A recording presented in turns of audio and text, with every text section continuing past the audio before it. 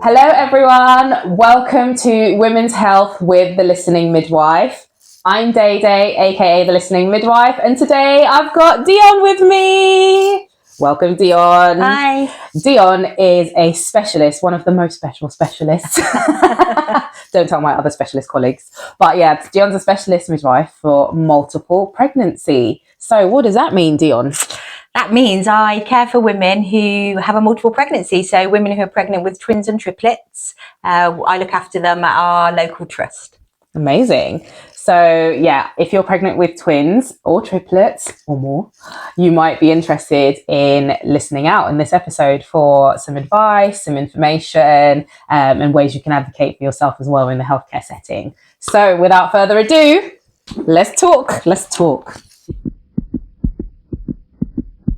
So, Dionne, what I would really like to get across to women is basically what can they expect? So let's say a woman goes for a scan and she's thinking, yeah, hopefully my baby is fine. She gets there and they're like, oh yeah, it's 2. Congratulations. Yeah, no, I think big shock, isn't it? yeah. I think often women can be quite overwhelmed at the thought of 2. Some very, very excited that initial scan, but also along with that comes all what's going to happen next. Yeah. And what does this pregnancy look like? So we know that 1 in 65 pregnancies will result in a multiple pregnancy. Some of those will be natural conception and some of those will have happened due to fertility treatment such as IVF. Brilliant. And so I guess what women will want to know is what's going to happen in this pregnancy. So I've been told there's 2 babies in there growing. What can I expect when I go to the hospital and get booked? And, you know, what's the care going to look like over the next few months of my pregnancy? Yeah, so from our point of view, having 2 or more babies is considered a high-risk pregnancy. It's high risk compared to a singleton for pregnancy loss during the pregnancy, and it's a higher risk for the babies once they're born with a pregnancy loss, and also complications throughout the pregnancy due to the nature of having more than 1 baby growing and living in your uterus. Yeah. So for our trust, all of the care happens at the hospital. So you have a specialist team who look after you. That consists of specialist midwives, specialist doctors, specialist sonographers, and we all work as a very close-knit team together. In some trusts, you will find that the care will still be shared with the hospital and your community midwife. Yeah. And so just to touch on that, actually, when we say specialist, it just means that people who have more specific training in looking after that kind of situation. So, for example, I'm a specialist midwife for premature, so preterm birth.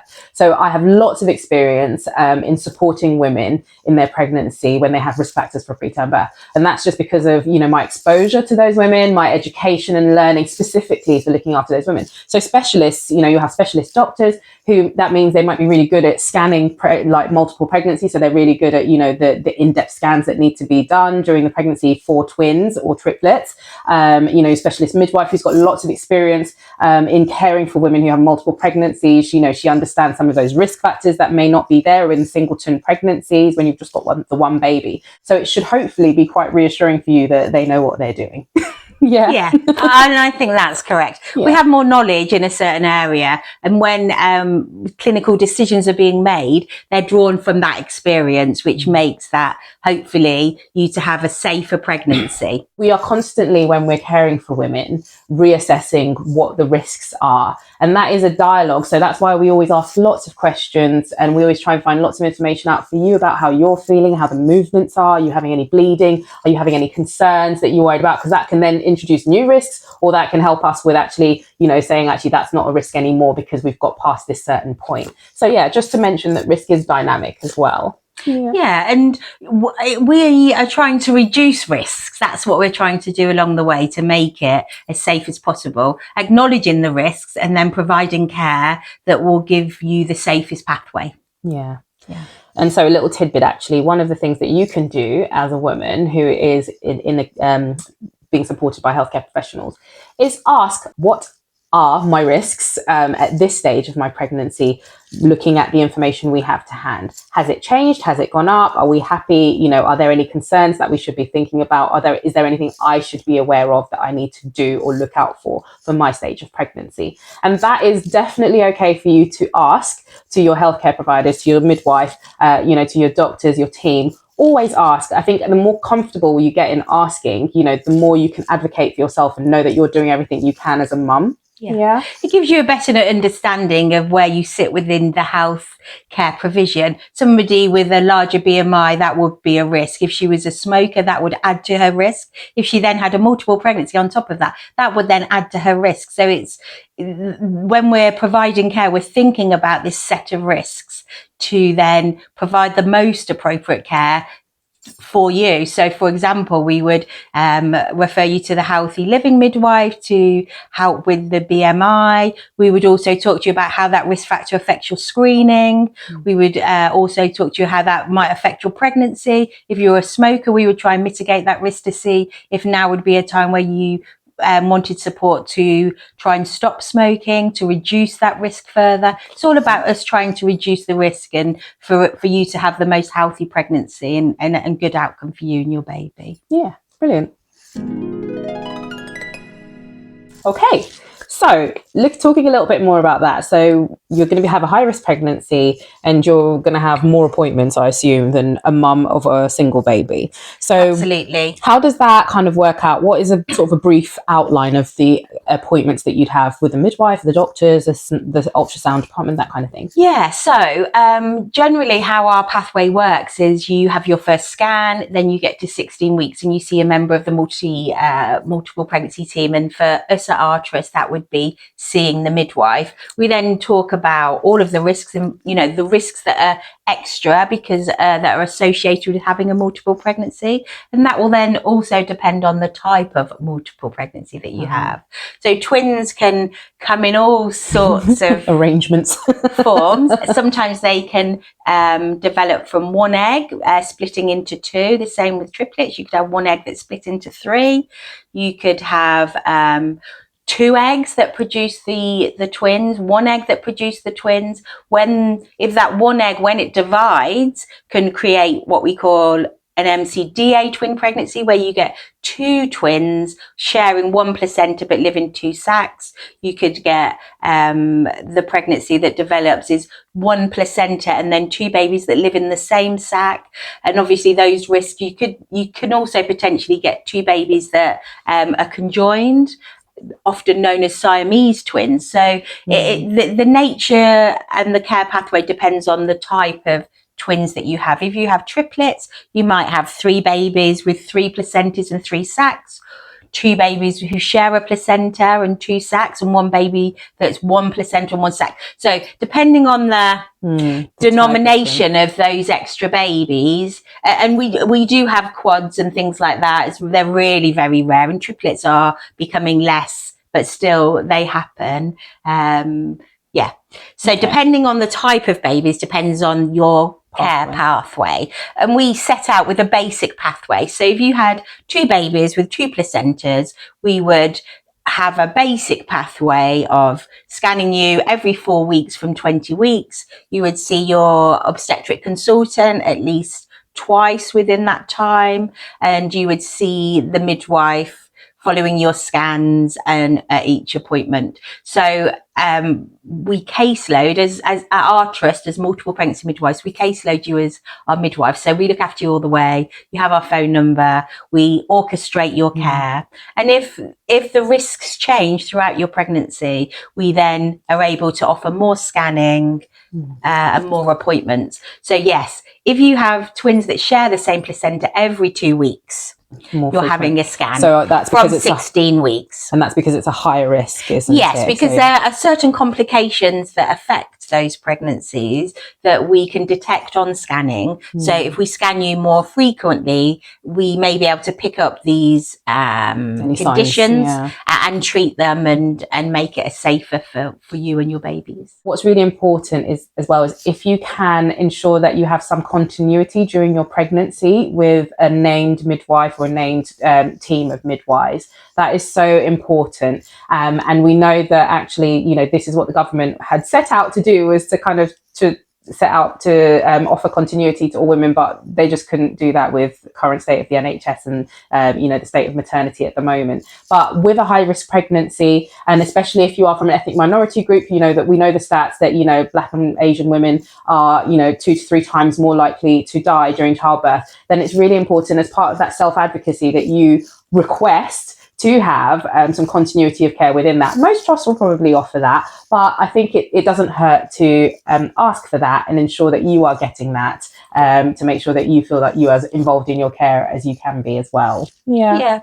And, you know, developing those relationships and being able to have supportive conversations and knowing who you can talk to and who you can go and get advice from and who to contact is really a valuable part of pregnancy and pregnancy care. Yeah, brilliant.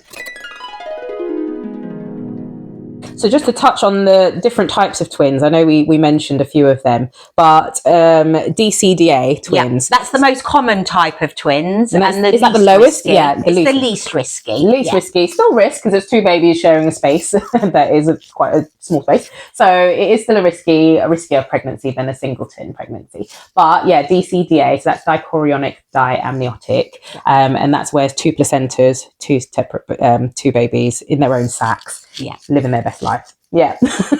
And then MCDA. Yeah. What's that? So that's where your babies share a placenta, so they share a food source, but they live in their own sac. So more risky, but it's okay. Yeah, we keep a close eye on them, but yeah, you know. And so then the riskiest one is that MCMA twins. That's where they share the same food source, the same placenta, but they live within the same sac. Yeah. So they can do somersaults around each other and get a bit tangled up. So that's why that then becomes a bit more challenging. Because they're sharing a food source, sometimes one baby might be more greedy than the other. Yeah. And then you might see what's called a growth discordance. Is that right? Absolutely. We can see that with our more likely to see it with our MCs, but we do also see that with our DCs. Sometimes those placentas form differently. One might be bigger than the other. But yes, that is one of the complications with a multiple pregnancy, a growth restriction with one of the babies or both of the babies. Yeah. So it's always important when after you've had the scan, because a lot of technical language will be used during the scans.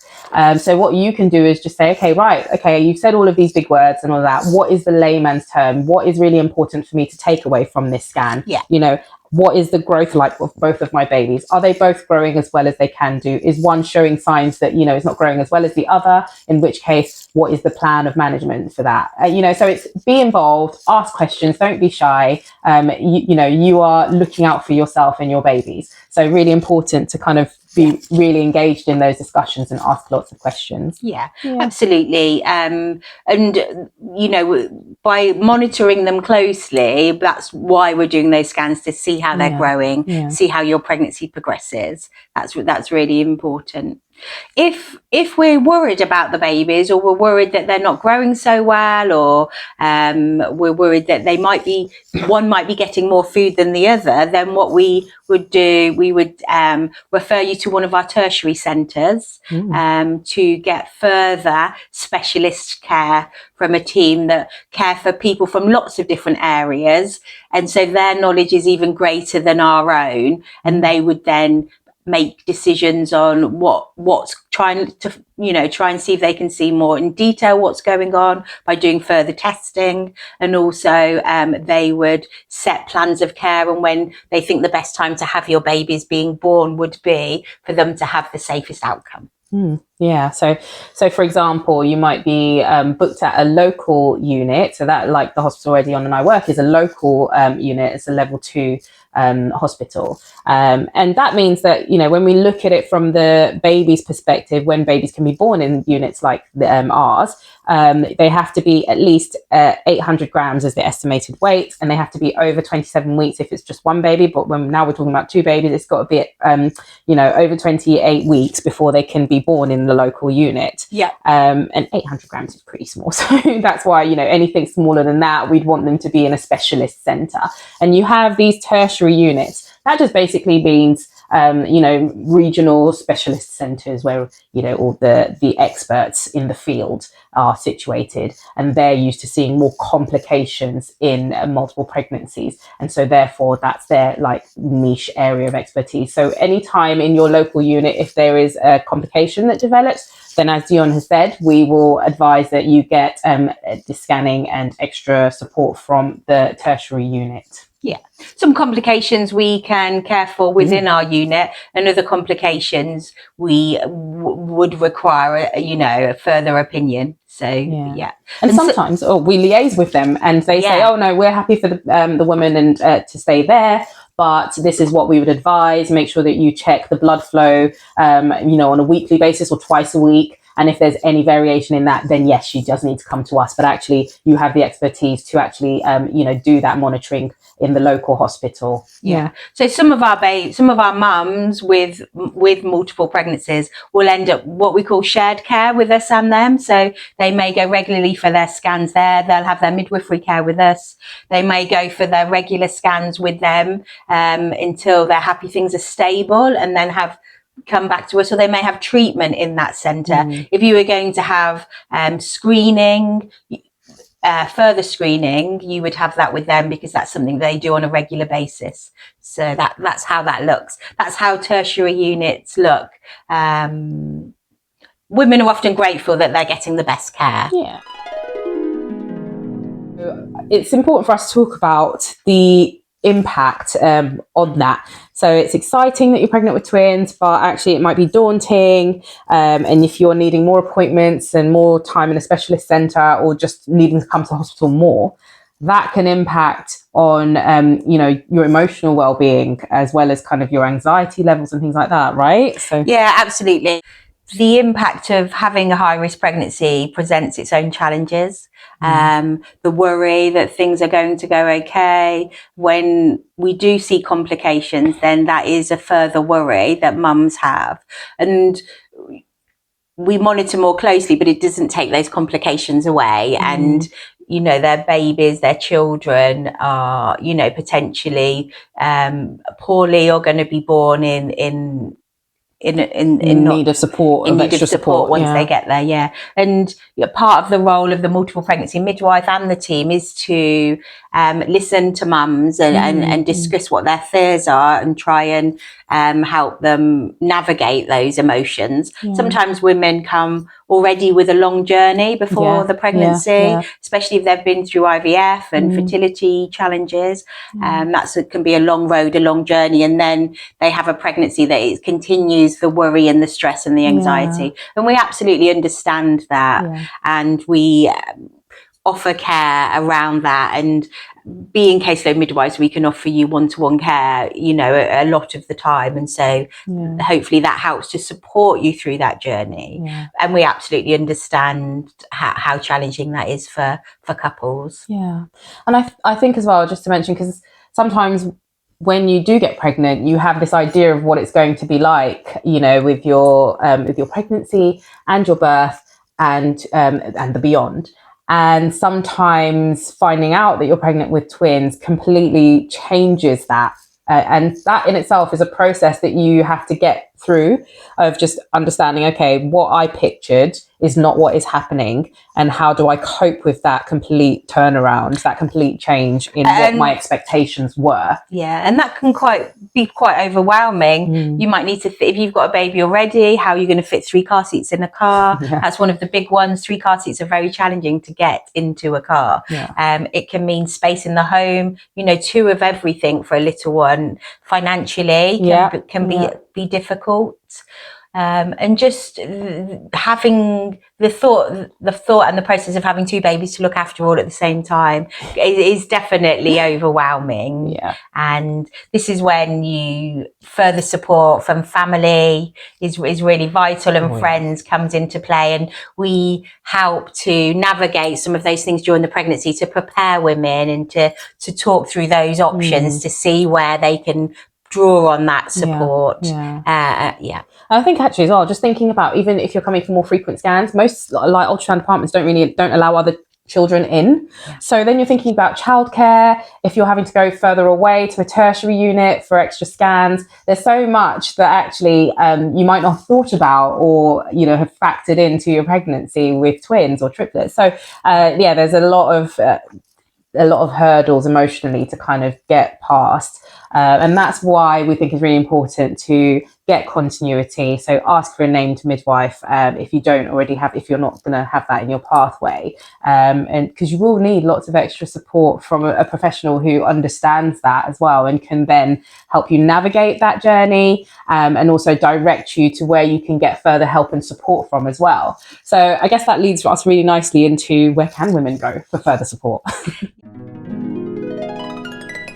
So obviously, if you're lucky enough to have a multiple caseloading midwife, that's brilliant. And community midwives will have some experience with multiple, so they would be able to offer great support. The Twins Trust is one of the amazing places that advocates for families with multiple pregnancies, so twins, triplets, quads. They can offer services, they offer education, they do offer antenatal classes, and they offer breastfeeding support.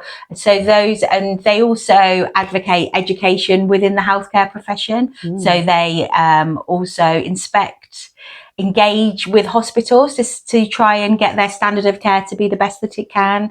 So an absolutely amazing organisation and charity that we tap into as professionals and that you can tap into as a family with a multiple pregnancy. So really great. Local charities are often really great. They can offer support with things. So having two of everything is very expensive. So especially if you're surprised that you have twins, so like you know you're expecting to go to scan and find one baby and it says you've got two, so you know your budget has doubled for everything. You know, double boogie is much more expensive, so they can offer goods and they can offer financial support to buy boogies and things. Also the family centres are an amazing resource, and they have family workers that can sometimes be assigned to the family if we feel like the pressure of 2 new babies going into the family or 3 new babies is going to be a lot for that family. They'll offer great support, they offer classes, they offer lots of different types of support, and also lots of areas have a local twins group. So this will be your peer group, other mums and dads and families with twins. So they're able to offer you great advice on what the best pushshare is.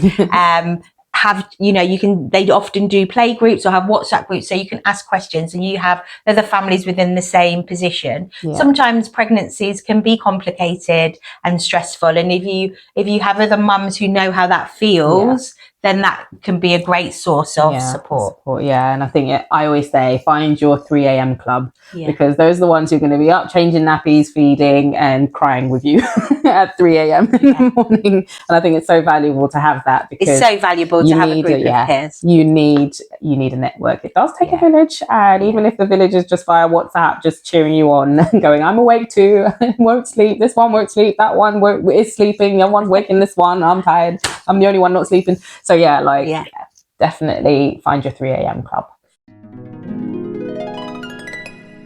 So Dionne, I think what I'd really like to talk about next is an area that I think we've both explored quite a lot while we work together, is prematurity. So So 60% of our twin mums will have had their babies by 37 weeks. So 6 out of 10 mums will have already birthed their babies, so we'll have premature babies. With triplets, that's around 75%. So it's more likely to happen. And so I think, awareness is really important, and preparation. How can I prepare myself mentally, emotionally, and look out for signs of if that is something that is going to be happening, or I'm told that that's something that's likely to be happening, then what can I do to ensure the best outcome for myself and my babies? So on that note, Dionne, what do you think is really important for mums to know, be told, ask when encountering the risk of prematurity with twins? Absolutely. So when we meet our new mums, from 16 weeks, we talk about premature birth to get them ready to think about that this is a possibility. So we kind of prepare for the worst and hope for the best in this scenario. So we want to provide good education around what that looks like, what we can do to help them if we think their babies are coming prematurely, to optimize how well their babies do once born. And we start that education at 16 weeks. There's many different reasons why preterm twins might be born prematurely, and that is because basically bigger sort of stretch on the womb means that actually, you know, that can trigger the labor response a lot earlier. The extra fluid as well, so that, you know, you're just a bigger space, more stretch on the womb, more chances that potentially natural labor could start earlier. But then there's also, as we mentioned about complications, there's a higher chance that, you know, there may be some growth issues with the babies. The blood flow might not be as optimal as it needs to be as babies get bigger. So actually, some of those risk factors might mean that we advise women that their babies need to be born prematurely. And it's always a balance. So the balance is about, is it currently safer for babies to stay in than it is for them to be born? Because obviously the risk of prematurity means that they're not cooked enough. So their lungs might not be as developed as they need to be, you know, their brains as well. So more delicate, more fragile. And so, yeah, what else? Like, you know, just all of the systems, all of the body's organs, basically, it's better in an ideal world for them to stay in there until term. But if they're not getting enough blood flow or the growth is being slightly restricted, then it's a balancing act about going, okay, everything is okay at the moment. Let's push for another few days, another week. And at the point where we can see actually it's more beneficial for babies to come out and for us to support them from the outside, then that's when we start talking to you about, okay, the babies need to come out. They're premature. These are the things that we can put in place to give them the best start to life. Yeah, absolutely. So preterm optimization, we call it in a healthcare setting, and there are certain things that we, some of them are medication, so drugs that we want to give to mums to help support the babies. Yes. One of those is called an antenatal steroid. Has lots of benefits for premature babies, and we have to weigh up the risks and benefits of giving this drug to help support your babies once they're born. So for most babies, if they're going to be born before 34 weeks, we will always advise the full shebang of medication to be given. So antenatal steroids, this is an injection that goes into the bottom, usually painful, sorry, got to be done. And this is it might be called dexamethasone or betamethasone, depending on which hospital you're going to. But basically, we give 2 doses of this injection over a 12 or 24-hour period to women, and that is to help with help mature their lungs, help to reduce the risk of bleeding in the brain, and help to reduce infections of the gut as well, sometimes called NEC.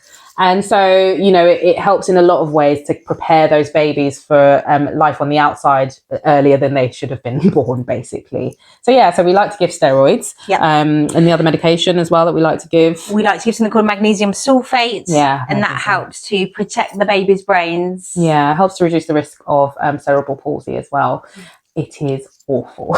It makes you feel really awful. It's always good to know this so that you can prepare yourself mentally to go, this is going to be horrible. It was going to last for a few minutes and then, you know, it will start to ease. And I know that this is to help protect my baby's brain from brain bleeds and from cerebral palsy. And so, yeah, like lean on your partner, lean on your midwives and your doctors to support you through those few minutes. But yeah, it is rather unpleasant. So yeah, we do that, especially if baby's going to be born less than 30 weeks gestation. We really advise that. But less than 34 weeks, your obstetric team, your midwife, your team might still recommend it for you, depending on how big the babies are and how they're coping on the inside as well. And the antenatal steroid, we might also recommend that's used if the babies are going to be born before 37 weeks. If we predict that they're going to be born by cesarean section, and if there's other complications that we think those injections will help them, then we will recommend that as well.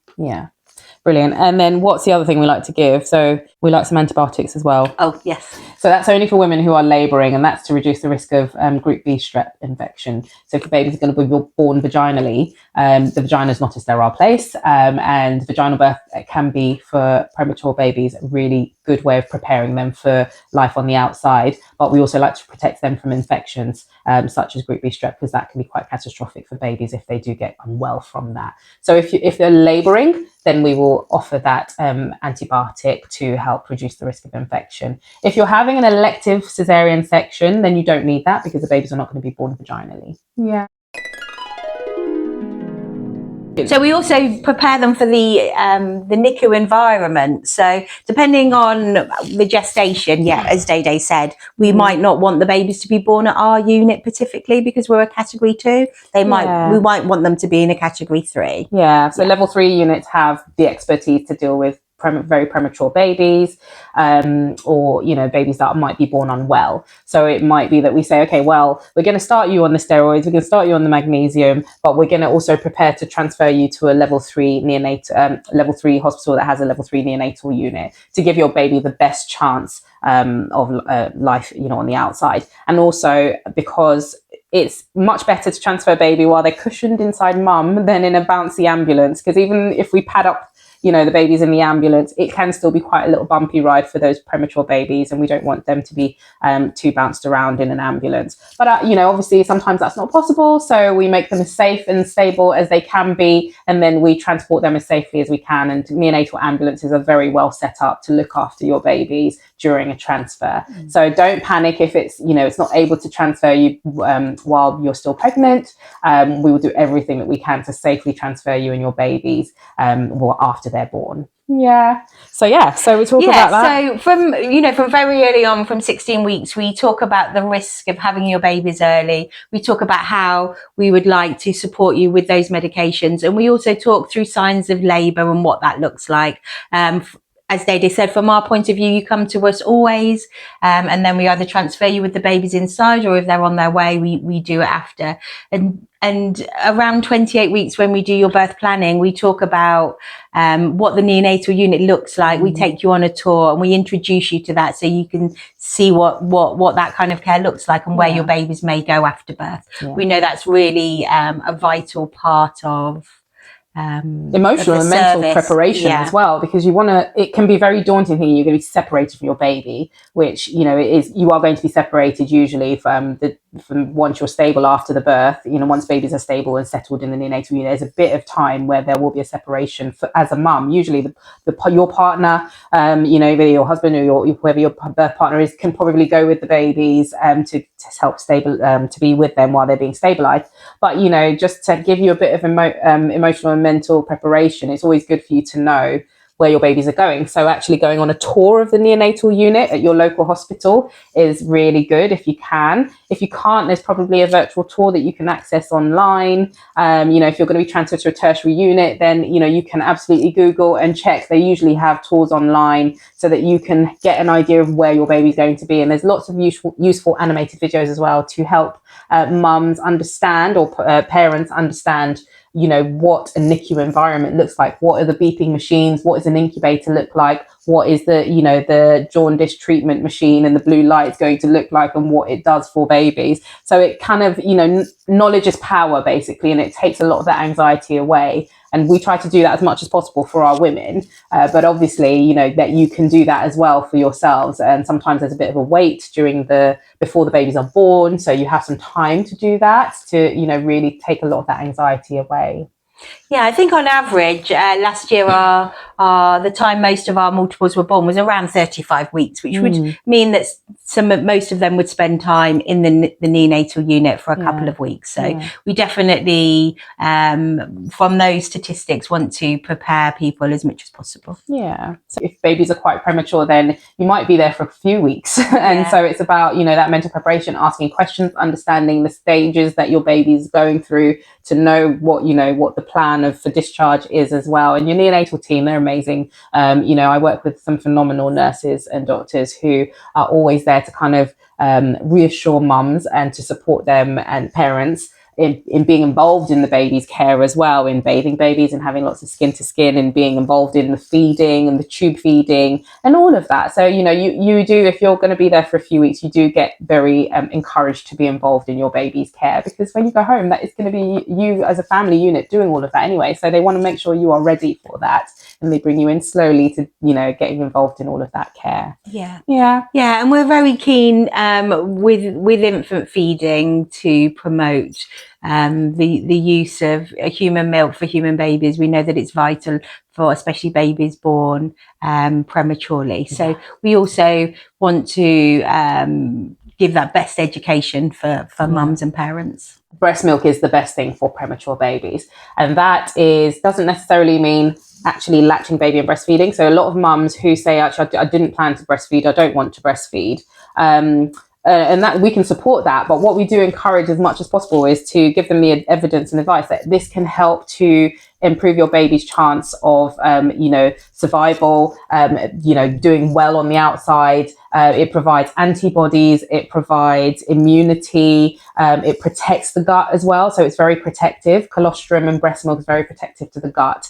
And so it reduces the risk of what's called necrotizing enterocolitis, which is abbreviated to NEC, and that is when there's inflammation of the gut because of infection, and breast milk can be really kind of protective against that. So we are happy for mums to not have to latch babies on if they don't want to do that. We do try and encourage mums to express colostrum, get on the pump and express breast milk, and you can give that through the bottle. Your birth partner, your partner can support you with giving baby the milk as well, or if your baby's being tube fed, then you can get shown how to do that as well. So breast milk is so good for the babies, especially when they're premature.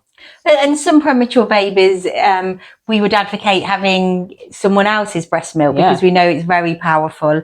Donor breast milk. So that's something source that is used in neonatal units, because we know how that can provide that healthy gut and give that baby a really good start in life. And because some women might struggle with getting breast milk in those first couple of days, and that's not unusual at all.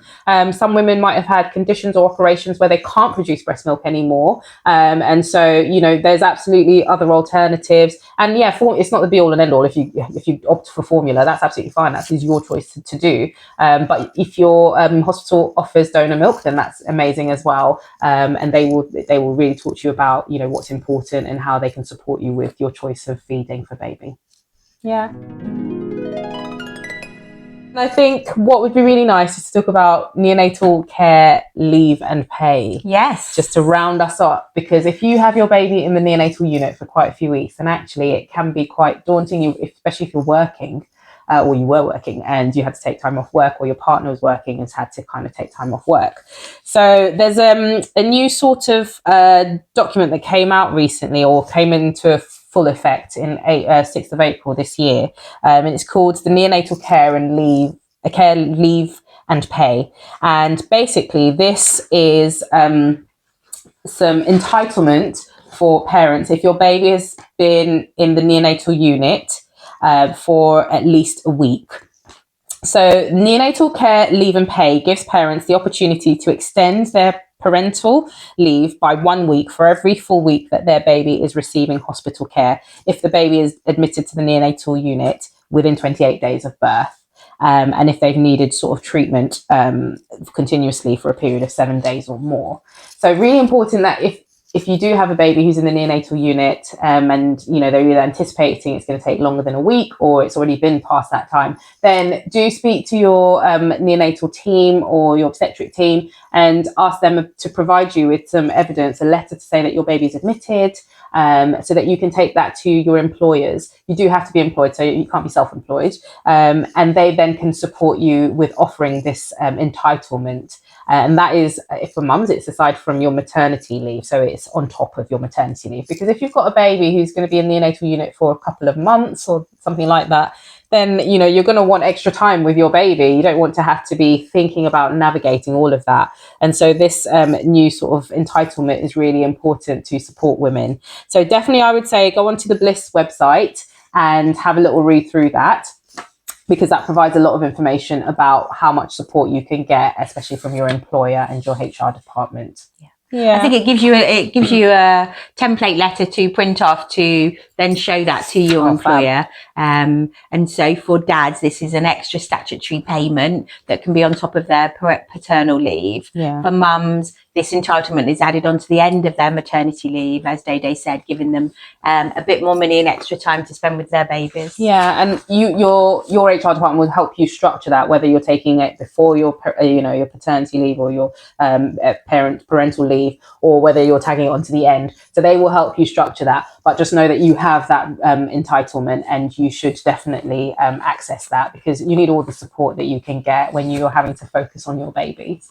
And likewise with appointments, with work. So you might have multiple appointments, and if we run into complications, weekly and sometimes twice weekly appointments with care providers, and so obviously that can be quite disruptive to your work. So it's really vital that you have your risk assessments, you let your work know what that situation looks like, and all women or birthing people who have appointments at the hospital, their employer needs to support that.